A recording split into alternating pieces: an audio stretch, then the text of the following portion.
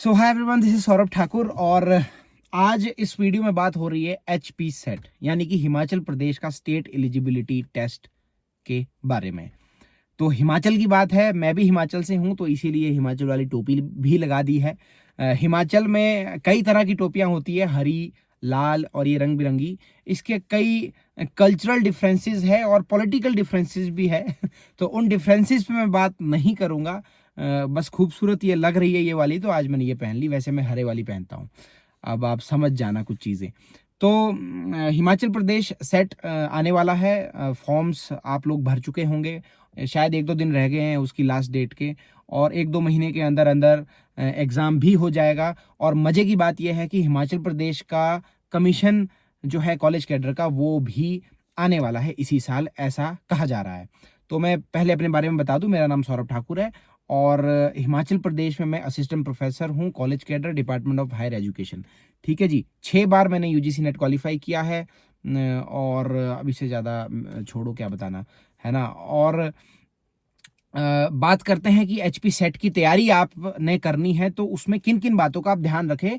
English literature की मैं इस वक्त बात करूंगा इस वीडियो में। वैसे मैं इंग्लिश लिटरेचर की ही बात करता हूं क्योंकि मेरा सब्जेक्ट इंग्लिश ही है तो सबसे पहले तो मैं आपको बता दूं कि सेट और नेट में डिफरेंस क्या होता है, क्योंकि बहुत सारे बच्चे ऐसे होंगे जो शायद पहली बार एग्जाम दे रहे होंगे और उन्हें ज़्यादा आइडिया नहीं होगा कि क्या है ये सब। तो स्टेट एलिजिबिलिटी टेस्ट यानी कि सिर्फ उस पर्टिकुलर स्टेट में, जिस स्टेट का आप सेट क्वालिफाई करते हो, वहां पे आप असिस्टेंट प्रोफेसर बनने के लिए एलिजिबल हो जाते हो, है ना। और अगर आप नेट करते हो तो पूरे नेशन में यानी कि पूरी कंट्री में, पूरे इंडिया में आप किसी भी यूनिवर्सिटी या कॉलेज, प्राइवेट या सरकारी में असिस्टेंट प्रोफेसर बनने के लिए एलिजिबल होते हो।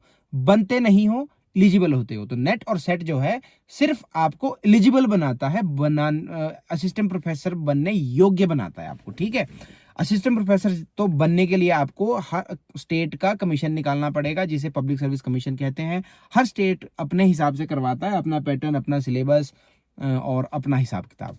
ठीक है, तो बात कर रहे हैं हम सेट की। तो हिमाचल एक बहुत खूबसूरत स्टेट है, जैसे कि आपको पीछे दिख रहे होंगे छोटे मोटे पहाड़।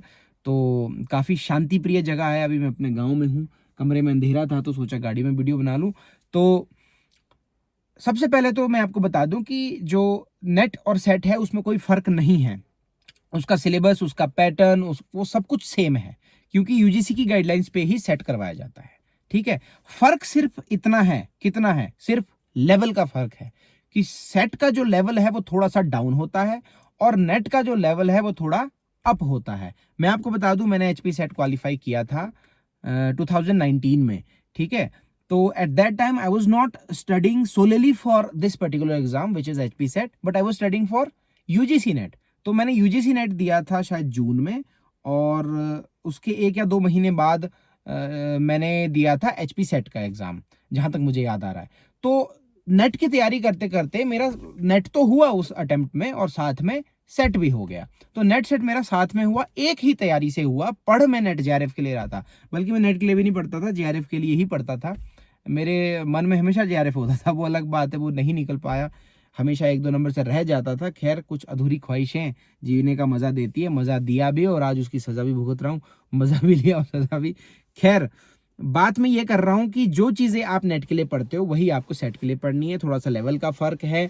सेट काफी टाइम बाद हो रहा है तो इस बार लेवल अप जाएगा, क्योंकि आज की डेट में बच्चों के पास सोर्सेज बहुत है, यूट्यूबर्स बहुत हो गए हैं, एजुकेटर्स बहुत हो गए, इंस्टीट्यूट्स बहुत हो गए हैं।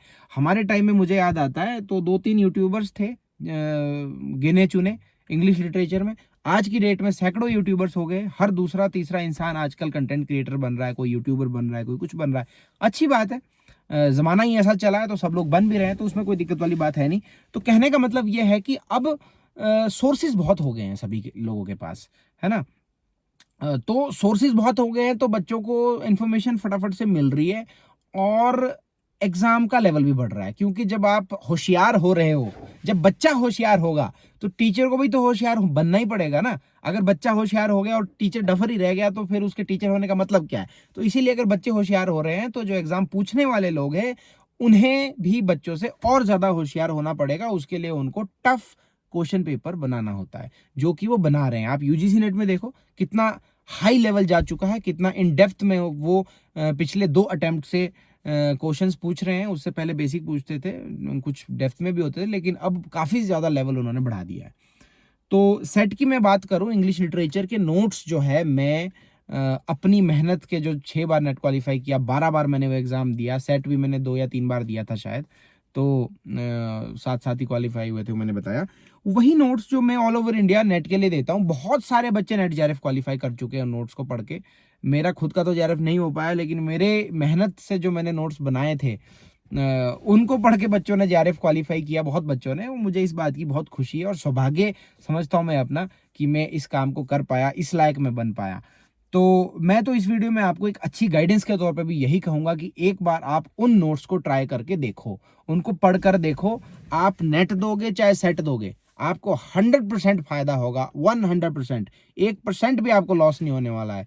ठीक है, तो लिंक्स आपको डिस्क्रिप्शन में मिल जाएंगे सारे मेरे नोट्स के। और मुझे टेलीग्राम पे भी आप मैसेज कर सकते हो नोट्स के रिगार्डिंग, कोई आपकी क्वेरी हो, कोई डाउट हो, तो उसका लिंक भी आपको डिस्क्रिप्शन में मिल जाएगा टेलीग्राम का। और टेलीग्राम चैनल भी आप ज्वाइन कर सकते हो, वो भी आपको डिस्क्रिप्शन में मिल जाएगा लिंक। और इसमें जो पेपर 1 है उसके लिए मैं बुक्स रिकमेंड करता हूँ ओसवाल की, तो उसका लिंक भी आपको सबसे पहले डिस्क्रिप्शन में मिल जाएगा। तो जब आप उसको ओपन करोगे तो उसमें शायद सेकंड वाला कॉम्बिनेशन है, उसमें 2 बुक्स हैं, एक मॉक टेस्ट की है और उस दूसरी है साथ में टॉपिक वाइज और ईयर वाइज, उसमें अच्छे से एक्सप्लेन किया है पेपर 1 को। तो वो दोनों बुक्स अगर आप लेते हो पेपर 1 के लिए, तो मुझे ऐसा लगता है सफिशिएंट है, क्योंकि मैंने खुद वो बुक्स देखी है, बहुत अच्छी बुक्स है, बहुत प्रिसाइज और कंसाइज और वेल ऑर्गेनाइज तरीके से वो बुक बनी है, सेम वैसे ही जैसे मेरे नोट्स बने। मैंने भी उसको जैसे मान लो 700-800 पेजेस की, मैं ये नहीं कह रहा हूँ आप मेरे ही नोट्स लो, आप कहीं से भी पढ़ो, कोई दिक्कत नहीं है। मैं आपको बताऊंगा क्या क्या चीज़ें आपको पढ़नी है और किन किन चीज़ों पे आपको ध्यान देना है। मैं सिर्फ इतना बता सकता हूँ कि मेरे जो नोट्स बने हैं बहुत वेल ऑर्गेनाइज्ड और कॉन्ट्रैक्ट करके बने हैं, मतलब कि 700-800 पेजेस की जो बुक्स है उसको मैंने 200-300 पेजेस में कॉन्ट्रैक्ट किया है, फालतू की इन्फॉर्मेशन को हटाया है। ठीक है, थियरी क्रिटिसिज्म कल्चर स्टडीज के जो नोट्स है उसमें मैंने कोई 10 अलग अलग सोर्सेज से इन्फॉर्मेशन इकट्ठा करके वो नोट्स बनाए हैं, तो इसीलिए वो फायदा देते हैं बच्चों को। ठीक है, अब मैं बात करता हूँ, अगर आपने मेरे नोट्स नहीं पढ़ने कोई बात नहीं, आपने जहाँ से भी पढ़ना है कोई दिक्कत नहीं है। आजकल हर दूसरा तीसरा बंदा यूट्यूब पे नोट्स बेच रहा है, कोई अच्छे बेच रहा है, कोई बुरे बेच रहा है, कोई सस्ते बेच रहा है, कोई महंगे बेच रहा है। ठीक है, बिजनेस बनाया हुआ लोगों ने, मेरे तो बहुत जेन्युइन रेट्स पे आपको मिलेंगे, जब आप देखोगे तो आपको पता चलेगा। लिंक्स है डिस्क्रिप्शन में, और आप मुझे टेलीग्राम पे मैसेज कर देना। तो सबसे पहला टॉपिक है ब्रिटिश हिस्ट्री। ठीक है, ब्रिटिश हिस्ट्री हमारे लिए बहुत ज़्यादा इंपॉर्टेंट है, क्योंकि उसमें से क्रोनोलॉजी के क्वेश्चंस भी आते हैं। उसमें आपको ये क्वेश्चन पूछा जाएगा, कौन सी एज से कौन सा राइटर था, या कौन सा पहले आया कौन सा बाद में आया, किसने कौन सी बुक लिखी, कौन से ईयर में लिखी, किसने पहले लिखी, कौन किसने बाद में लिखी। ठीक है, उसमें कुछ स्कूल्स ऑफ थॉट्स होते हैं, जैसे स्कॉटिश जोसेटियंस पूछ लेंगे, यूनिवर्सिटी विट्स पूछ लेंगे। ठीक है, आपको कॉमेडी ऑफ मैनर्स पूछ लेंगे, कॉमेडी ऑफ ह्यूमर्स पूछ लेंगे, आपको थिएटर ऑफ एब्सर्ड पूछ सकते हैं, आपको सिंबलिज्म पूछ सकते हैं, आपको प्री रेफलाइट मूवमेंट पूछ सकते हैं, आपको इस तरह की कोई सैमुअल पेपीज वगैरह की डायरी एंट्री पूछ सकते हैं। ठीक है, तो इस तरह की चीजें आपको पूछी जा सकती है। तो आपको ब्रिटिश हिस्ट्री यानी कि हिस्ट्री ऑफ इंग्लिश लिटरेचर को अच्छे से पढ़ना है सबसे पहले। दूसरा आपका आता है थियरी क्रिटिसिज्म। थियरी क्रिटिसिज्म एक ऐसा टॉपिक्स है हमारी फील्ड के जो कि बहुत ही ज्यादा कॉम्प्लिकेटेड है, मतलब कि सबसे कॉम्प्लिकेटेड यही है। इसीलिए मैंने इन्हीं टॉपिक्स पे लेक्चर्स बनाए हुए हैं यूट्यूब पे, क्योंकि ये कॉम्प्लिकेटेड टॉपिक्स हैं, तो इनको समझना बड़ा मुश्किल होता है। तो आपको फ्री में लेक्चर्स मिल जाएंगे मेरे, कोई जरूरत नहीं है कि पैसे ही देने हर जगह, आप फ्री में मेरे लेक्चर्स देख सकते हो। Theory criticism and cultural studies के ये तीनों ही टॉपिक्स जो है बराबरी से इंपॉर्टेंट है। ठीक है, और इनके अगर आप नोट्स लोगे तो आप मजे करोगे, आप मजे में, सच बता रहा हूँ, क्योंकि जो चीज़ आपको नोट्स में समझ नहीं आएगी आप लेक्चर में समझ लोगे, जो लेक्चर में आपको छूट जाएगा वो आपको नोट्स में मिल जाएगा, क्योंकि लेक्चर्स में मैंने मेजर थियरी वो राइटर्स ही कवर किए हैं, तो कुछ राइटर्स ऐसे हैं जो नोट्स में कवर्ड हैं। ठीक है, तो आपको उसमें बहुत ज़्यादा फायदा होने वाला है। तो और उसके बाद अगर मैं मेजर वर्क्स की बात करूं, तो पहले तो मेजर वर्क्स की समरी से बहुत क्वेश्चंस आया करते थे, लेकिन कुछ अटेम्प्ट्स पे हम देख रहे हैं यूजीसी नेट के अटेम्प्ट में, क्योंकि उसी के हिसाब से ये चलता है, और तो हम देख रहे हैं कि कम पूछ रहे हैं। लेकिन ऐसा नहीं है कि इसमें नहीं पूछेंगे, क्योंकि सेट का जो लेवल है थोड़ा सा डाउन होता है, तो हो सकता है मेजर वर्क्स से वो क्वेश्चंस पूछ ले, और आपको लिटरेरी टर्म से भी वो क्वेश्चन पूछ सकते हैं, कोई राइम स्कीम आपको पूछ सकते हैं, स्पेंसेरियन सोनेट की राइम स्कीम पूछ ली, शेक्सपियर सोनेट की राइम स्कीम पूछ ली, किसी स्टेंजा की आपको राइम स्कीम पूछ ली, या फिर आयम्बिक पेंटामीटर में क्या क्या स्यापा होता है वो सारा स्यापा आपको पूछ लिया, कुछ भी आपको पूछ सकते हैं। तो ये सारी चीज़ें आपको अच्छे से पढ़नी है, ठीक है। क्या क्या, सबसे पहले ब्रिटिश हिस्ट्री, फिर थियरी, फिर क्रिटिसिज्म, फिर कल्चर स्टडीज, और फिर आ जाते हैं आपके मेजर वर्क्स। उससे पहले अगर मैं एक चीज़ भूल रहा हूँ, वो है इंडियन लिटरेचर, क्योंकि ये सरकार जो है हमारी देश की, ये मतलब कि राष्ट्रवादी सरकार है, और राष्ट्र की ओर ये ज़्यादा लेकर जाना चाहते हैं बच्चों को, जो कि अच्छी बात भी है, उसमें बुरा भी कुछ नहीं है। तो इंडियन लिटरेचर से काफ़ी कुछ पूछ सकते हैं, क्योंकि कमीशन में हमें इंडियन लिटरेचर से काफ़ी पूछा गया था। तो इंडियन लिटरेचर पे अच्छे से फोकस करना। इंडियन लिटरेचर पे भी आपको मेरे नोट्स मिल जाएंगे, ठीक है। आपको 8-9 मतलब 90% सिलेबस आपका कवर होगा मेरे नोट से, और कुछ टॉपिक्स रह जाते हैं, उस पे काम चला है, और वो बहुत ज़्यादा मतलब इंपॉर्टेंट है, लेकिन वहाँ से इतने क्वेश्चंस आते नहीं हैं। जैसे कि कैनेडियन, ऑस्ट्रेलियन, न्यूजीलैंड, ये वाला जो लिटरेचर है, अफ्रीकन लिटरेचर है, वो मेरे थोड़े से पेंडिंग रहते हैं। बाकी जो मेजर वर्क्स की समरीज के नोट्स हैं मेरे, उसमें पूरे वर्ल्ड के लिटरेचर के मेजर वर्क्स की समरीज कवर्ड हैं, ठीक है। तो मेजर वर्क्स की समरीज मैंने बिल्कुल क्रिस्प तरीके से कवर की है। अगर आप इंटरनेट पे पढ़ोगे तो आपको टाइम बहुत लगेगा, तो मैंने उसमें इंपॉर्टेंट चीज़ें ही रखी है। तो जितने, एक तो मेरी मेजर वर्क्स की लिस्ट है जिसमें सारे मेजर वर्क्स है, पूरे मतलब वो ब्रिटिश हिस्ट्री से भी है और वर्ल्ड लिटरेचर से भी है, जो कि आपको पढ़ने ही चाहिए। अब मान लो किसी राइटर ने लिखे हैं 20 बुक्स, तो आपको पता तो होनी चाहिए वो 20 की 20, लेकिन उसमें से इंपॉर्टेंट कितनी है, मोस्ट इंपॉर्टेंट कितनी है, 2 या 4 होगी। तो वो 2 या 4 ऐसी होगी जो आपको गहराई में पढ़नी पड़ेगी, और वो पढ़नी ही पड़ेगी, आनी ही चाहिए आपको। तो वो सारी आपको मेजर वर्क्स की लिस्ट में मिलेगी। एक लिस्ट है जिसमें क्रोनोलॉजिकली अरेंज किया मैंने वर्क्स को, और उसमें ईयर्स भी साथ में है, और बाकी मेजर वर्क्स की जो समरीज के नोट्स है, उसमें मैंने एक एक वर्क की क्रिस्प समरी आपके लिए उसमें दे रखी है।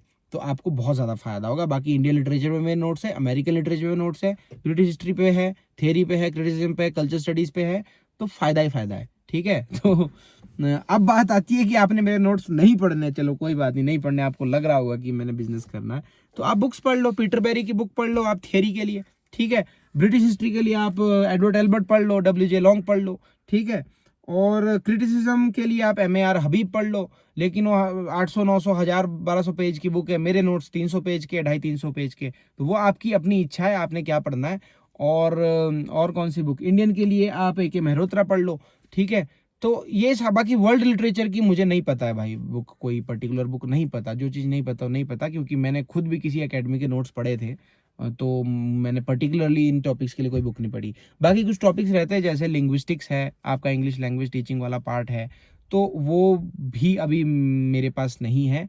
उनको आप अदर सोर्सेज से पढ़ सकते हो, जहाँ से भी आपको मिलते हैं। बाकी पेपर 1 का मैंने आपको बताया, उन बुक्स को ऑर्डर कर लेना, अमेजोन का लिंक है वो, उसको ओपन करके सेकंड वाला शायद कॉम्बिनेशन है, नहीं तो कोई डाउट होगा तो मुझे टेलीग्राम पे मैसेज कर लेना, मैं आपको उसका स्क्रीनशॉट भेज दूंगा। उसी लिंक के थ्रू परचेज करना, ताकि ऑथेंटिक बुक्स आएँ, क्योंकि कई बार गड़बड़ हो जाता है, ठीक है। और पेपर 1 का आपको बता दिया, पेपर 2 के मैंने अपने नोट्स बता दिए, जिन्होंने नोट्स मेरे नहीं लेने वो उनको मैंने बुक्स बता दी, ठीक है। और इस रेट पे इतने फ्रूटफुल नोट्स आपको नहीं मिलेंगे, ये मेरी गारंटी है। और उन नोट्स को लेके आपका घाटा 1% भी नहीं होगा, और फायदा आपका 100% होगा, ये भी मेरी गारंटी है, ठीक है। तो HP सेट के लिए इसीलिए मैंने अलग से वीडियो बनाई, ताकि जो लोग पर्टिकुलरली HP सेट के लिए पढ़ना चाहते हैं उनको ये वीडियो दिख जाए, और उनको पता लगे कि सेट और नेट में कुछ फर्क नहीं है, सिलेबस सेम है, पैटर्न सेम है, वही सारी चीज़ें पढ़नी है, बस थोड़ा सा लेवल डाउन है। जो मेरे नोट्स है वो थोड़ा पुराने पैटर्न जो था नेट का, उसको मद्देनजर रखते हुए बने हैं। तो इस बार सेट का लेवल बढ़ेगा, ऑब्वियसली बढ़ेगा, हर बार लेवल बढ़ता है, तो वो नोट्स बिल्कुल उसका लेवल मैच करेंगे, ठीक है। बाकी अगर आप नेट की तैयारी कर रहे हो, नेट वीडियो देख रहे हो, और नेट के लिए भी ये सारी चीज़ें एप्लीकेबल है, जितनी भी मैंने इस वीडियो में बताई है, क्योंकि नेट के लिए ही मैं ये नोट्स देता हूँ। और बहुत सारे बच्चे नेट JRF क्वालिफाई कर चुके हैं इन नोट्स को पढ़ के, भले ही मेरा ना हुआ हो, ठीक है। तो अच्छी चीज़ बनी है, मतलब मुझसे बनी है, लेकिन मैं ये नहीं कहूँगा कि मैंने ही बनाई है। कुछ चीज़ें होती है, उसकी वजह कुछ और होती है, बस हम माध्यम होते हैं। तो मुझे ऐसा लगता है कि मैं माध्यम हूँ इन चीज़ों का। भगवान ने मुझे इस चीज़ के लिए चुना है कि मेरी वजह से बच्चों की छोटी मोटी हेल्प हो जाए, क्योंकि मुझे जब मैसेजेस आते हैं, बच्चे बहुत उसमें तारीफ करते हैं मेरी, तो मेरे को बड़ा अच्छा लगता है। मतलब मैं ये नहीं सोचता कि मैं बहुत ज़बरदस्त बंदा हूँ, मैं बस ये सोचता हूँ कि यार चलो भगवान ने मेरे थ्रू ये करवाना था, तो उस चीज़ की मुझे खुशी होती है कि चलो हम माध्यम बन पाए, सौभाग्य है हमारा जो हम कर पा रहे हैं। देखो पढ़ते सब है, कामयाब भी सब होते हैं, पैसा भी सब कमाते हैं, लेकिन अगर किसी की वजह से किसी और की लाइफ बन रही है तो वो एक बहुत बड़ी चीज़ होती है। और मैं चाहता हूँ कि अभी आप स्टूडेंट हो, कल को आप टीचर बनो, आप भी ऐसे ही टीचर बनो कि आप किसी की लाइफ बनाओ, ठीक है? मतलब मनी माइंडेड ना रहो बिल्कुल भी, और हेल्प करें सबकी। मैं तो बल्कि कई बच्चे बोलते हैं सर पैसे नहीं है, गरीबी है, तो मैं कई बार काफ़ी डिस्काउंट दे देता हूँ बच्चों को, और कईयों को मैंने फ्री में भी दिया। अब आपसे क्या छुपाना, पब्लिक अब यहाँ पूरा दुनिया मुझे देखेगी। दुनिया तो क्या, मतलब इंडिया तो देख ही लेगा छोटा मोटा। तो मैं इसलिए पब्लिकली बोल रहा हूँ कि इसमें कोई चोरी है ही नहीं। जहाँ मुझे लगता है कि केस बहुत जेन्युइन है, मैं फ्री में भी दिए हैं नोट्स, ठीक है? तो मेरा ये होता है कि चलो किसी की हेल्प हो जाए, हमने जो मेहनत की हमें तो मिल गया। अब अगर उसकी वजह से किसी और को भी कुछ मिल जाता है तो अच्छी बात है। बाकी मेहनत तो आपकी होती है, मैं तो दे भी दूंगा आपको। जिनको मैं फ्री में देता हूँ, कईयों ने तो मेहनत भी नहीं की, कई ऐसे भी है बच्चे जिनको मैंने फ्री में दे दिया, क्योंकि फ्री की चीज़ की वैल्यू नहीं करता है इंसान, सोचता है फ्री में मिल गई खैरात में, छोड़ो क्या पढ़ना, है ना? पैसे में जब हम कोई चीज़ लेते हैं तो हमें ज़्यादा अच्छी लगती है। कई बार ऐसा होता है कि 1000 रुपए की पैंट है और एक 10,000 रुपए की पैंट है, हम सोचते नहीं नहीं ये 10,000 की है, तो ये ज़्यादा अच्छी होगी, ठीक है? लेकिन वो हमारी 90% केसेस में गलत सोच होती है। तो इस सोच को आप बदलें और तैयारी करो अपनी एचपी सेट की, और साथ में नेट भी आने वाला है अगला, उसके लिए भी ये सारी चीज़ें, नोट्स, बुक्स, जो भी मैंने बताया, इसको फटाफट से ले लो, अपनी तैयारी शुरू करो, देर मत करो, ठीक है? बहुत बहुत धन्यवाद। जय हिमाचल, जय हिंद, बाय।